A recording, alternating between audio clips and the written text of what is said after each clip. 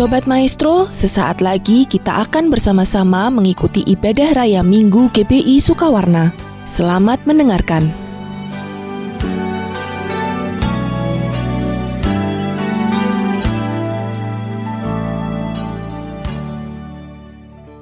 Shalom Bapak Ibu Saudara, puji Tuhan. Kita berjumpa kembali dan kita mau terima firman Tuhan sekarang. Memasuki minggu yang ketiga di tahun 2022 ini, tentu bukan tahun yang mudah bagi kita, tetapi kita bersyukur masih ada firman Tuhan yang terus diberikan untuk memperlengkapi kehidupan kita. Dan biarlah firman Tuhan membuat kita memiliki paradigma yang baru, cara berpikir yang baru. Karena tahun yang baru tentu akan menghadirkan tantangan dan kesulitan-kesulitan yang baru. Itulah sebabnya hidup kita harus terus diisi oleh firman Tuhan, supaya cara berpikir dan perilaku hidup kita terus diperbaharui. Nah, hari ini saya ingin mengajak kita melihat satu perkara yang penting untuk membuat kita tidak ragu, tidak takut menghadapi apapun di sepanjang tahun yang baru ini. Yesaya 41 ayat yang ke-10. Yesaya 41 ayat yang ke-10. Saya ingin menyemangati Bapak Ibu semua untuk tetap kita punya keberanian dan keyakinan bahwa Tuhan menyertai kita di tahun yang baru ini. Yesaya 41 ayat 10 dikatakan demikian. Janganlah takut, sebab aku menyertai engkau. Janganlah bimbang, sebab aku ini Allahmu. Aku akan meneguhkan, bahkan akan menolong engkau. Aku akan memegang engkau dengan tangan kananku yang membawa kemenangan.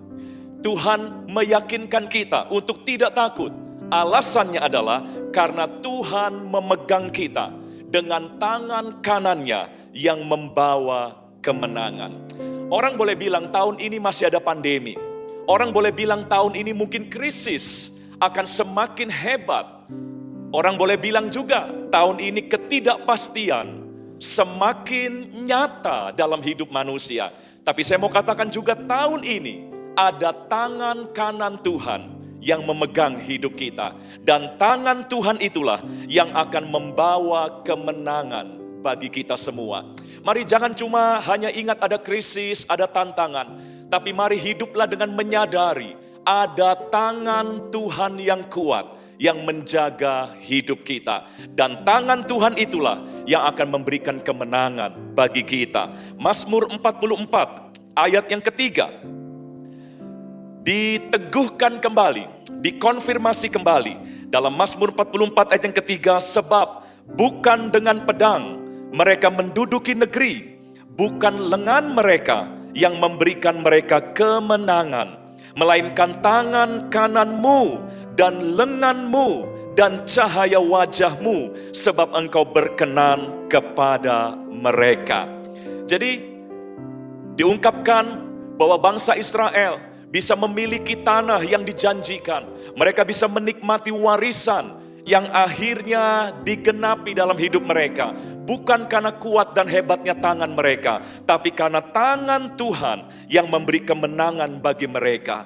Nah, tangan itu jugalah yang masih menyertai kita semua di tahun 2022 ini. Jadi Bapak Ibu Saudara, mari, ini alasan untuk kita mengurangi rasa khawatir kita. Ini alasan untuk kita mengurangi rasa cemas dan rasa putus asa kita.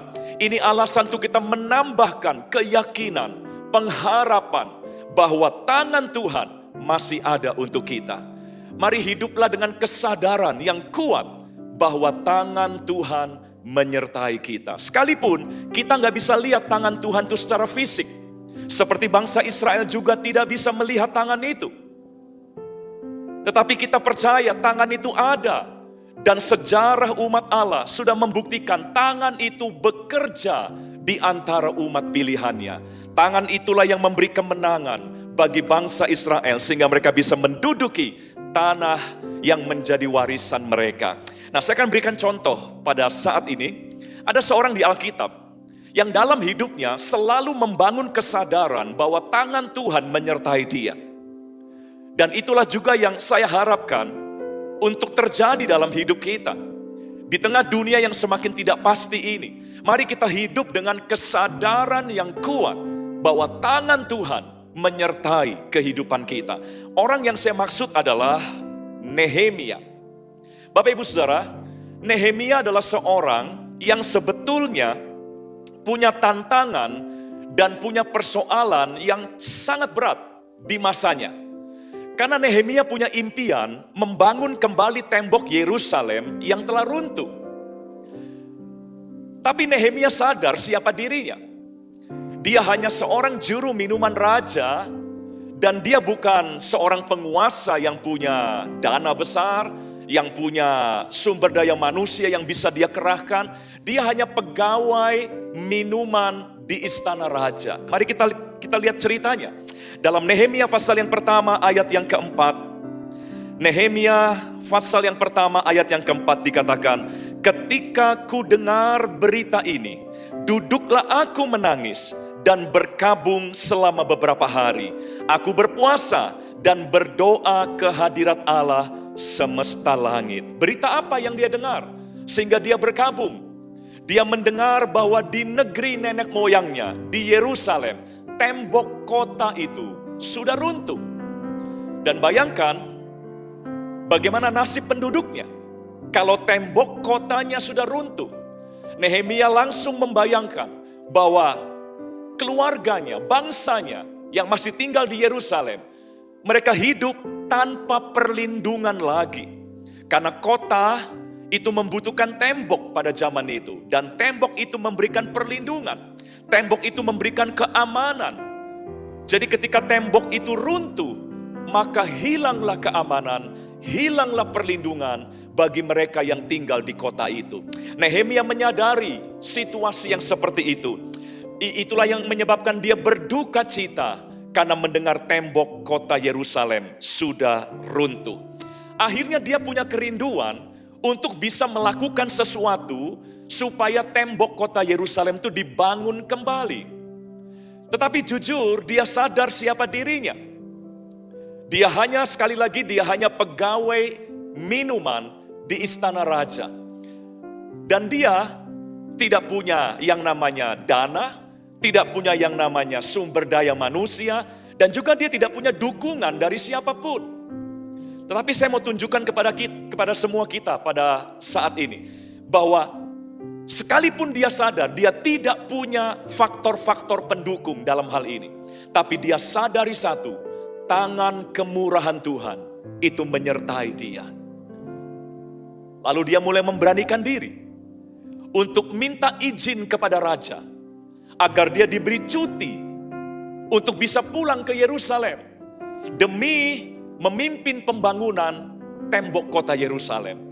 Dan tidak tanggung-tanggung, dia minta izin cuti selama 1 tahun lamanya. Bayangkan,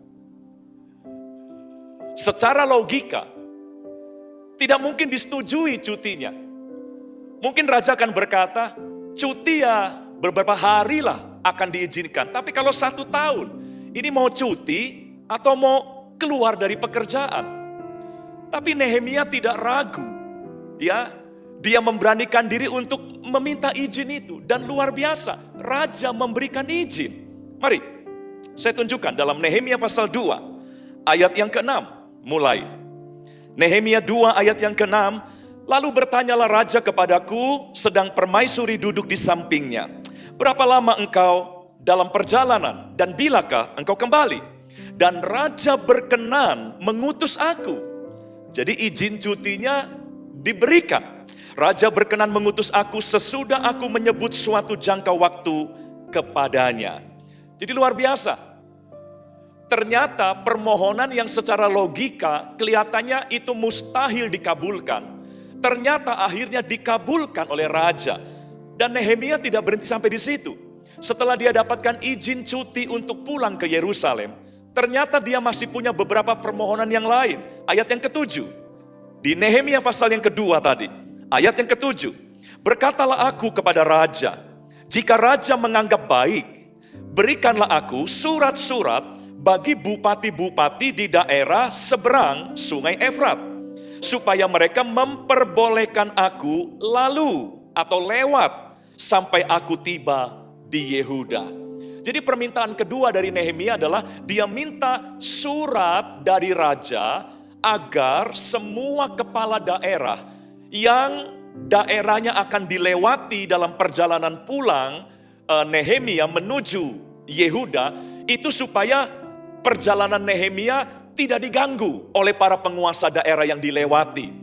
Tapi sebaliknya, para bupati justru mensupport, melindungi, dan membantu Nehemia dan rombongannya untuk tiba dengan selamat sampai di Yehuda.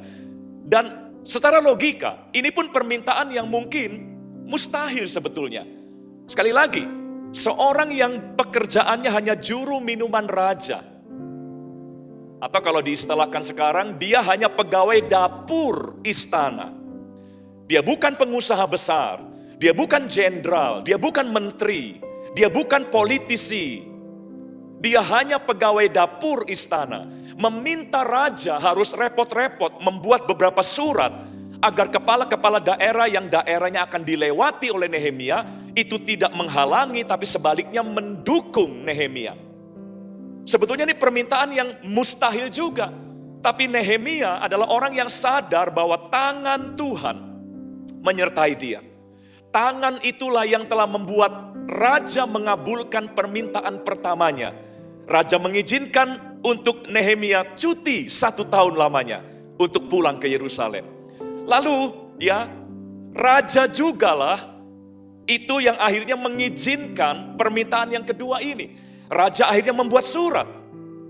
Dan kita teruskan kembali ayat yang ke-8. Nehemia 2 ayat yang ke-8.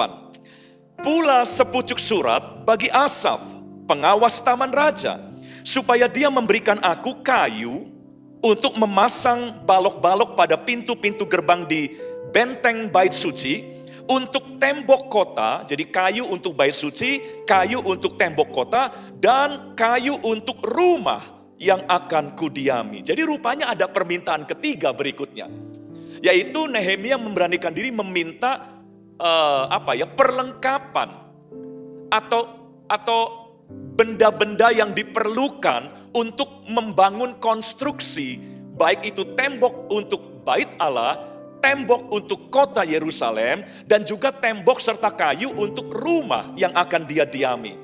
Bayangkan Bapak Ibu Saudara, pegawai dapur istana, yang pertama meminta cuti 1 tahun, yang kedua meminta surat perlindungan untuk para bupati yang akan dilewati daerahnya. Lalu yang ketiga meminta perlengkapan.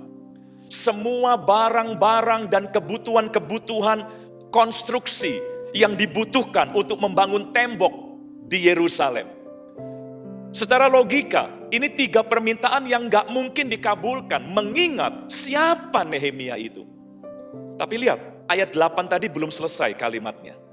Saya ulangi. Pula sepucuk surat bagi Asaf, pengawas taman raja, supaya dia memberikan aku kayu untuk memasang balok-balok pada pintu-pintu gerbang di benteng bait suci, untuk tembok kota dan untuk rumah yang akan kudiami. Kalimat terakhir luar biasa. Dan raja mengabulkan permintaanku itu. Jadi semua permintaan Nehemia dikabulkan, sekalipun secara logika itu adalah permintaan yang tidak mungkin dikabulkan oleh raja. Karena siapa Nehemia? Kok berani-beraninya meminta hal-hal seperti itu kepada raja? Tapi lihat raja mengabulkan permintaanku itu. Nehemia memberitahu alasannya, karena tangan Allahku yang murah melindungi aku. Dalam bahasa Inggris dikatakan karena tangan kemurahan Allahku, the gracious hands of God. Tangan kemurahan Allahku melindungi aku. Nehemia sadar, bukan karena siapa dia, maka raja mengabulkan semua permintaannya. Tetapi karena tangan kemurahan Tuhan yang melindungi dan menaungi dia. Nah itulah yang tadi dikatakan tangan yang sama yang memegang hidup saudara dan saya. Itulah yang tadi saya sudah sebutkan di bagian awal. Tangan yang sama itulah yang akan memberikan kemenangan bagi kita. Makanya Tuhan berkata jangan takut. Nehemia membuktikan tangan Tuhan itu ada. Nehemia membuktikan tangan Tuhan itu sanggup memberikan kemenangan. Semua yang diminta oleh Nehemia dikabulkan oleh raja karena tangan kemurahan Tuhan menggerakkan hati raja. Nah, tangan itulah yang sama menyertai kita. Bapak Ibu Saudara, mari dengan alasan itu, mari kita kurangi segala rasa takut. Jangan terus dalam keluhan, keputusasaan. Nehemia bisa saja mengeluh. Dengan impiannya membangun tembok Yerusalem, dia bisa saja mengeluh, siapakah saya? Saya bukan jenderal, saya bukan politisi. Saya nggak mungkin diterima oleh raja, boro-boro dikabulkan permintaannya, menghadap saja mungkin saya nggak akan diizinkan.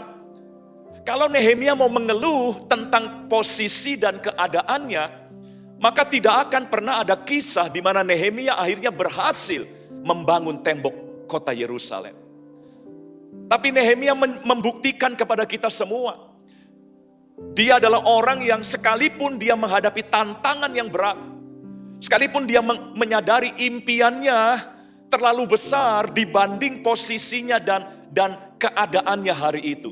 Tapi dia tidak takut dengan impian yang besar itu, dia tidak takut dengan tantangan yang besar itu, karena dia sadar tangan kemurahan Allah itu melindungi, menyertai kehidupannya. Jadi Bapak Ibu Saudara, mari gunakan alasan yang sama, karena tangan itu masih ada untuk kita. Dan saya mau katakan lebih lagi, tangan Tuhan yang menyertai kita adalah tangan yang telah mencucurkan darah 2000 tahun yang lalu. Di zaman Nehemia, itu belum terjadi. Tapi di zaman kita, tangan Tuhan itu adalah tangan yang sudah berlubang paku. Di mana tangan itu sudah ada bukti bahwa tangan itu mengasihi kita. Dia mencurahkan darahnya untuk kita. Kalau dulu saja tangan itu belum berlubang paku, sudah begitu hebat membela Nehemia. Apalagi buat kita, tangan itu sudah berlubang paku. Pasti tangan itu lebih hebat lagi membela kita. Umat yang percaya kepadanya. Nah, waktu Nehemia mulai membangun, setelah dia dapatkan izin cuti tadi, dia dapatkan dukungan dari para bupati yang daerahnya dilewati, lalu dia juga bawa perlengkapan-perlengkapan yang dia butuhkan, yang raja akhirnya berikan. Ketika pembangunan dimulai, memang masih ada banyak kendala. Ada perampok yang berusaha merampok properti yang dibawa. Kemudian ada kelompok-kelompok yang menghujat, melemahkan semangat orang-orang Yehuda untuk membangun tembok itu. Masalah masih ada, tantangan masih ada, tapi sekali lagi Nehemia dalam menghadapi semua tantangannya, dia selalu mengingat akan hadirnya tangan kemurahan Allah dalam hidupnya. Seperti waktu dia ingin memulai mimpinya untuk pergi ke Yehuda, membangun tembok di sana. Dia memulai mimpinya dengan menyadari tangan kemurahan Allah menyertai dia. Lalu waktu dia mulai menjalankan impiannya, dia mulai membangun tembok. Ketika ada tantangan, waktu menjalankan impian, dia dicemooh, dia dijegal, dia berusaha diancam. Dalam menghadapi tantangan itu pun dia selalu gunakan rumus yang sama, yaitu dia selalu menyadari, mengingat, meyakini hadirnya tangan kemurahan Allah dalam hidupnya. Mari lihat di pasal yang kedua Nehemia, ayat yang ke-18. Ketika pembangunan berusaha dicegah, dihalangi, digagalkan, moral dari para pembangun, semangat dari para tukang-tukang yang membangun mulai turun, mulai putus asa. Di ayat 18, Nehemia sekali lagi mengingatkan bahwa ada tangan kemurahan Allah menyertai mereka. Ayat 18 dikatakan, ketika ku beritahukan kepada mereka betapa murahnya tangan Allahku yang melindungi aku, dan juga apa yang dikatakan raja kepadaku, berkatalah mereka, kami siap untuk membangun. Wow, orang-orang yang tadinya semangatnya sudah mulai turun karena berbagai kendala, tantangan, kesulitan, akhirnya mereka jadi semangat kembali ketika diingatkan ada tangan Allahku yang murah yang selalu melindungi aku, dikatakan oleh Nehemia. Kami siap untuk membangun, dan dengan sekuat tenaga mereka mulai melakukan pekerjaan yang baik itu. Singkat cerita, tembok kota Yerusalem akhirnya selesai dibangun hanya dalam waktu 52 hari saja. Nehemia berpikir dia perlu waktu 1 tahun awalnya. Tapi ternyata atas pertolongan tangan kemurahan Allah, maka tembok kota yang diperkirakan membutuhkan waktu 1 tahun, ternyata hanya 52 hari. Nehemia 6 ayat 15 mencatat hal itu. Dikatakan, maka selesailah tembok itu pada tanggal 25 bulan Elul dalam waktu 52 hari. Lebih cepat dari yang dibayangkan oleh Nehemia. Karena tangan Allah ikut bekerja dalam proyek itu. Lihat Bapak Ibu Saudara. Kembali kita lihat dari awal. Nehemia sadar impiannya mustahil untuk bisa pulang ke Yerusalem. Tapi karena tangan Tuhan melindungi dia, impian yang tadi dipikir mustahil akhirnya tergenapi. Raja memberi izin. Lalu ada impian-impian lain. Dia membutuhkan perkakas, perlengkapan. Itu pun mustahil sebetulnya.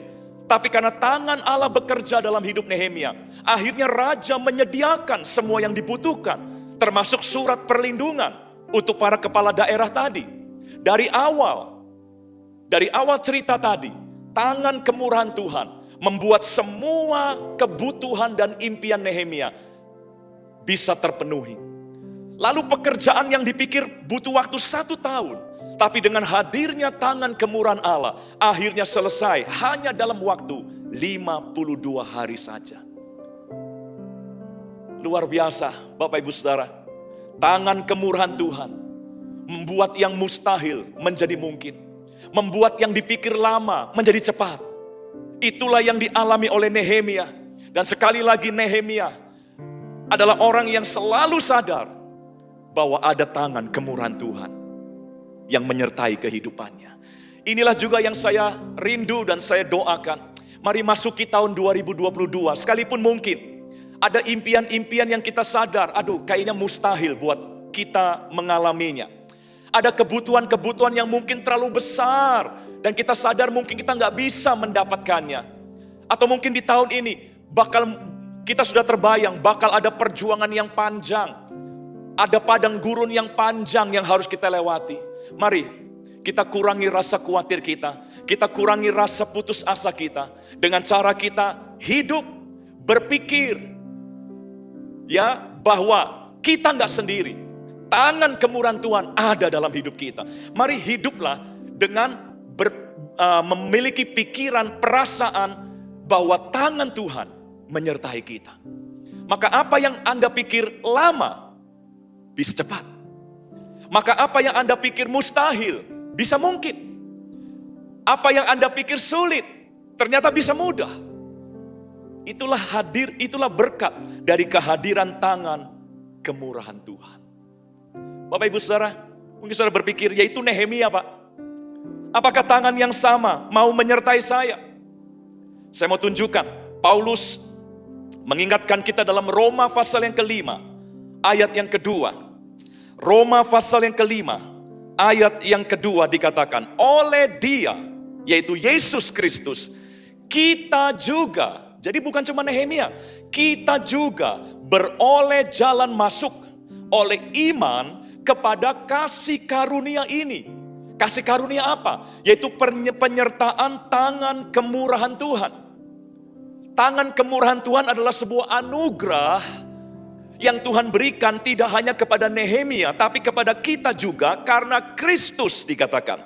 Oleh Dia kita juga beroleh jalan masuk oleh iman kepada kasih karunia ini. Di dalam kasih karunia ini kita berdiri dan kita bermegah dalam pengharapan akan menerima kemuliaan Allah.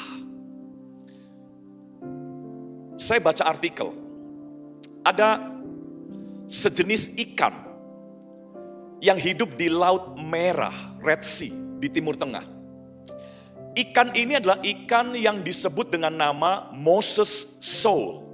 Moses Soul. Nggak tahu apa hubungannya dengan Musa. Mungkin Laut Merahnya itu. Ya, tapi yang jelas ikan ini diberi nama Moses Soul. Yang menarik adalah begini. Ini ikan yang kecil tapi gemuk. Dan ikan ini termasuk salah satu ikan yang disukai oleh ikan hiu untuk dimangsa. Sekalipun kecil tapi katanya dagingnya banyak. Nah tapi masalahnya ikan hiu seringkali gagal memangsa ikan Moses Saul. Karena apa? Karena ikan Moses Saul ini ternyata ketika dia terancam, dia bisa mengeluarkan toksin atau cairan racun dari seluruh permukaan kulitnya. Jadi dari kulitnya dia bisa menyebarkan toksin. Dan toksin ini memang tidak membunuh ikan hiu, tapi membuat ikan hiu kalau kena toksinnya, rahangnya menjadi kaku selama beberapa menit. Sehingga ikan hiu tidak bisa menutup rahangnya gara-gara toksin itu.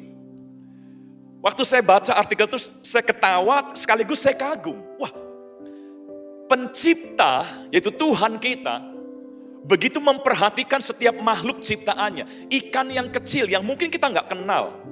Kita baru tahu juga ceritanya baru sekarang. Ikan yang namanya Moses Saul, ikan yang tidak punya senjata seperti tanduk, ya, gigi yang tajam. Tapi ternyata Tuhan perlengkapi ikan ini dengan perlindungan, yaitu toksin tadi. Sehingga ikan hiu yang jauh lebih kuat daripada dia, tetap tidak bisa memangsa ikan ini. Makanya sekarang dengan ilmu pengetahuan, ikan Moses Saul itu dibudidayakan, lalu diambil lapisan kulitnya, diekstrak, dijadikan spray untuk melindungi para penyelam dari serangan ikan hiu. Jadi ikan kecil yang secara manusia tidak berdaya, tapi ternyata Tuhan perlengkapi dia. Tuhan berikan anugerah bagi ikan kecil ini, sehingga ikan ini aman sekalipun ada ikan besar yang bisa memangsa dia secara logika. Tapi ternyata ikan hiu tidak bisa memangsa ikan itu. Waktu saya baca artikel ini saya kagum karena Tuhan begitu memperhatikan ciptaannya. Nah saya mau katakan, kalau untuk ikan yang tidak terkenal itu saja, Allah memberikan satu anugerah, yaitu sebuah perlindungan diri yang seperti itu. Maka saya yakin untuk saudara dan saya, kita bukan sekedar ciptaan Tuhan, tapi kita adalah anak-anaknya sendiri. Kita adalah bangsa pilihannya, kita adalah umat kepunyaannya, kita adalah imamat rajani. Maka Tuhan pasti memberikan anugerah yang jauh lebih besar buat kita. Makanya mari sadarilah, ya, jangan cuma sadar ada krisis, ada tantangan, tapi sadari ada anugerah kasih karunia Tuhan melalui Yesus Kristus. Dan salah satu bentuk anugerah itu adalah hadirnya tangan kemurahan Tuhan yang bekerja, melindungi, menuntun, dan menjaga kehidupan kita. Nehemia membuktikan tangan itu ada. Mari masuki tahun 2022 sebagai orang yang benar-benar sadar siapa diri kita, yaitu bahwa kita adalah orang-orang yang memang menghadapi tahun yang sulit, tapi kita sadar kita adalah orang yang disertai oleh tangan kemurahan Tuhan. Ayat terakhir saya ingin bagikan dalam Mazmur pasal yang ke-18 ayat yang ke-35. Mazmur 18 ayat 35 dikatakan demikian, kau berikan kepadaku perisai keselamatanmu. Sadari itu, Tuhan sudah berikan perisai keselamatannya untuk kita. Lalu dikatakan, tangan kananmu menyokong aku, kemurahanmu membuat aku besar. Jadi bukan cuma Nehemia yang sadar ada tangan kemurahan Tuhan. Raja Daud pun mengutip, memberikan mention khusus bahwa ada tangan kanan Tuhan yang menopang dan menyokong hidupnya. Maka hari ini Bapak Ibu Saudara, sekali lagi selamat tahun baru, selamat menikmati tahun yang ada dalam rencana Tuhan bagi kita. 2022 bukan tahun yang hadir secara kebetulan, tapi 2022 dihadirkan Tuhan untuk kita menikmatinya. 2022 adalah tahun yang Tuhan rancang untuk kita menikmati apa yang baik dalam hidup kita. Tuhan memberkati kita semua. Mari kita berdoa. Tuhan, materaikan firman-Mu dalam hati setiap kami, sehingga firman-Mu memberikan satu paradigma yang baru, cara berpikir yang baru, sikap hati yang baru, dan suasana batin yang baru. Firman-Mu memberikan keberanian, keyakinan, kekuatan untuk kami melangkah di tahun yang baru. Tuhan memberkati seluruh umat-Mu dimanapun mereka berada. Dalam nama Tuhan Yesus, haleluya. Amin, amin.